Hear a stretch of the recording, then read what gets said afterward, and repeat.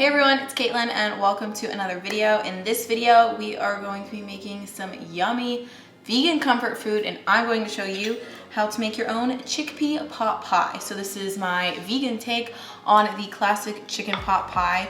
I was raised vegetarian, so I never ate traditional chicken pot pie, but growing up I had a lot of vegetarian or vegan substitutes as a kid and I freaking love that. I mean, what's not to like about like a flaky buttery crust and a creamy filling with like chewy vegetables. You get the sweetness from the carrots, the bite from the peas.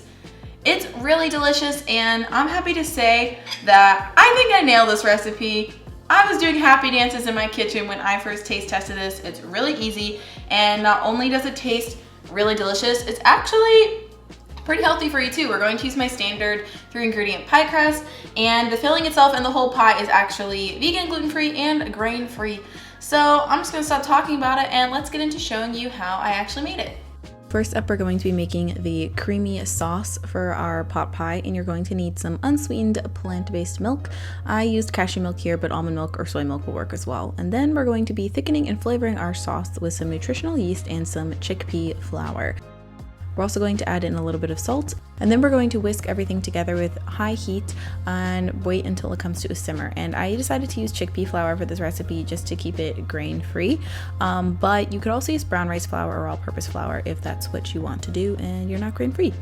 So once it simmers, as you can see, it's going to bubble a little, and we're going to cook it for a few minutes while we whisk occasionally just to help cook everything down and thicken it up a bit. As you can see, it turns a little bit more yellow. So now we're going to set that aside while we prepare the vegetable filling for the pot pie, and I decided to keep things pretty classic. So you're going to add a splash of water or vegetable oil to a pot and then add in some diced white onion as well as some diced celery and some diced fresh carrot, though you could use a frozen mix of carrot and peas. We're adding peas later on if you want to save time or you don't want to chop your own carrots. So you're going to saute those veggies until they become translucent, and then we're going to add in our spices, which include some fresh thyme and some smoked paprika, as well as some black pepper. And black pepper is, I think, essential to this. It does add a lot of flavor, so we're just going to again saute everything down so the spices become more fragrant and get more incorporated into the veggies. And as you can see here, the onion is becoming nice and soft and tender, and it does help to pre-saute these veggies before we add them to our pot pie, just so they become nice and soft once the pie is actually finished. And along those lines, we're now going to add some diced potato to the pot along with around 2 tablespoons of water, and you're going to mix this all up and then put the lid on it and let it steam for a few minutes. And again, just like I said with the other veggies, this is just softening the potato so it will fully cook once the pie goes into the oven.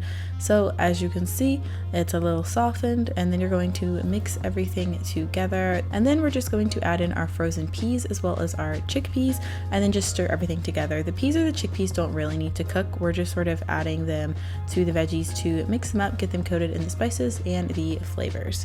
So this is what our filling looks like once it's done. And as I'll show you guys later, I actually recommend mixing the filling with the sauce before you add it to the pie, but that's not what I did. But we're using my 3-ingredient pie crust recipe for this, like I mentioned in the intro of this video.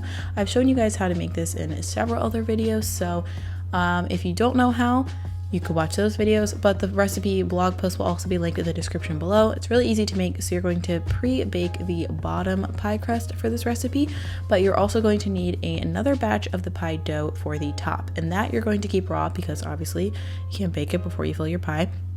So you're going to take that dough and just roll it out using 2 pieces of parchment paper and a rolling pin. You want it to be a little bit wider than the top portion of your pie tin, but it's okay if it's not perfect because we're going to be pinching the edges and the dough is pretty pliable. So now we're going to fill our pie, and I decided to do this by adding the dry veggie filling first and then sort of spreading that around and packing it in until it was nice and even.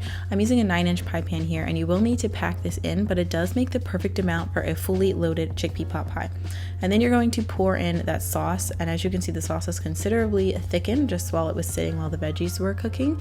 But as you can see here, I had some problems mixing it in, or I didn't have problems, it just took a little while and it was kind of time consuming mixing the sauce in with the vegetables. I'm not really sure why I thought I should do that, but I would just suggest mixing them together first and then putting that whole concoction into the pie. And then you're going to top your pie with the unbaked pie crust. You can't really tell here, but I took the bottom layer of parchment paper square off of the rolled out pie crust and then plopped it on and peeled it off. And then you're going to use your hands to sort of pinch down the edges and make it look more even. And I decided to get a little extra fancy by using a fork to line the edges of my pie because I want it to be sort of like a classic pie that you would see, you know, the grocery store or whatever, that your grandma would make. That's a little better than the grocery store.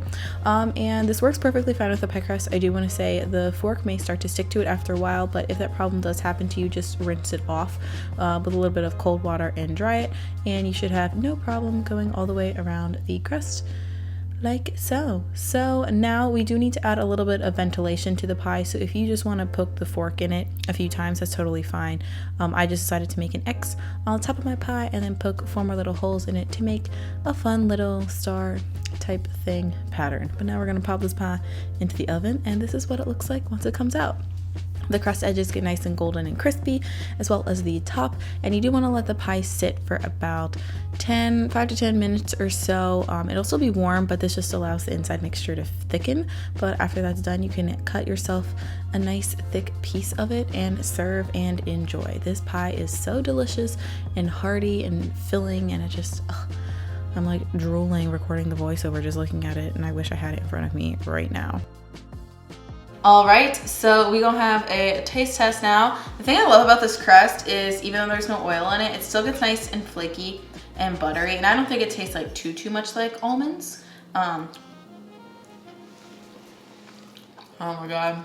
Honestly, I'm really happy with the way this came out. I think like the heartiness from the potatoes and the starchiness, even from the chickpeas too, makes it taste really, really satisfying without the need to use any animal products.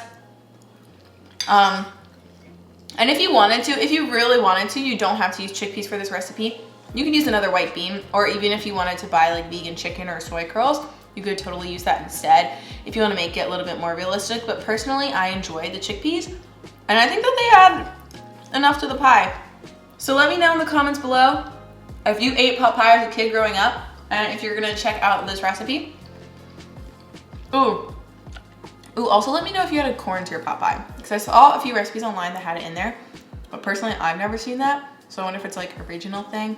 But either way, if you guys want to make this recipe for yourself, you totally should. It'd be perfect for a chilly winter day, or just whenever you're feeling some healthy but also comforting vegan food. The full recipe will be linked down below, as well as a link to my Pinterest page if you want to check it out and save it for later. So I hope you guys enjoy this video and have an awesome rest of your day, whatever time of day it is for you. I know I'm gonna have an awesome day because I'm gonna eat the rest of this pie. But I'm gonna sign off here, and I'll talk to you later. Bye.